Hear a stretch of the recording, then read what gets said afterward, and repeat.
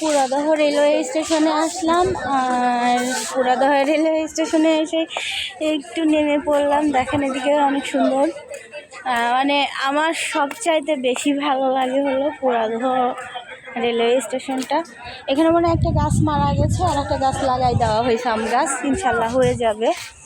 তো ঘুরছি ফিরছি, একটু ভিডিও করছি, আপনাদের সাথে সব কিছু শেয়ার করছি। এখানে মনে হয় একদল ছেলেপেলে সব ছবি টবি সেলফি টেলফি তুলছে। যাই হোক, ঘুরে ঘুরে বেড়াতে আমার খুব ভালো লাগে। এখানকার রেলিংগুলো অনেক সুন্দর। এদিকে এক আঙ্কেল হচ্ছে গামছা বিক্রি করছে, এখানে রুটি কেক সবই আছে। তো খুব ভালো লাগা ক্রিয়েট হচ্ছে, যেহেতু বাড়ি যাচ্ছি।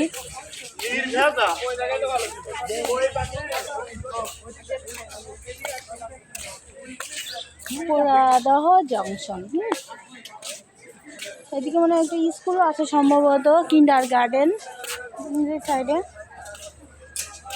দেখি এখন কাপলিং করা ভিডিও করব, আপনাদের সাথে শেয়ার করব।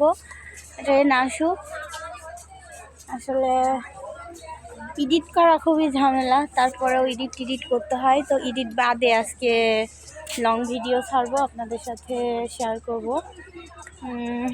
দেখেন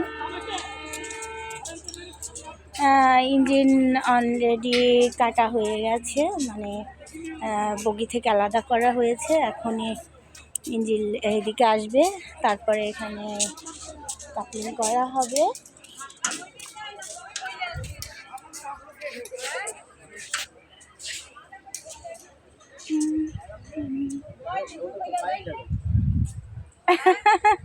আমার ছবি ফাইন দেখাচ্ছে, আমার বাস্তবে ফাইন দেখায় না। হ্যাঁ, আচ্ছা, আমার ছবিতে নাকি খুবই ফাইন দেখা যাচ্ছে, আঙ্কেল বলছে। তো জানি না বাস্তবে কেমন। অসংখ্য ধন্যবাদ। আসলে সুন্দর বললে সবাই খুশি হয়, ঠিক আছে। আগের মতো তো আর সুন্দর নাই। আগে ভালো ছিলাম, ফর্সা ছিলাম, চিকন ছিলাম, সুন্দর ছিলাম। এখন তো মুটিয়ে গেছি, নিজের যত্ন নেওয়া ভুলে গেছি। খুবই কম যত্ন নিই, দেখেন কোনো যত্নই নিই না। এই ডিউটি, এই সেই বিভিন্ন দায়িত্ব এবং ব্যস্ততার ভিড়ে মানে যে একটু ঠোঁটে যে একটু লিপ জেল লাগাবো, সেটাও লাগাইতে ভুলে যাই, এমন অবস্থা।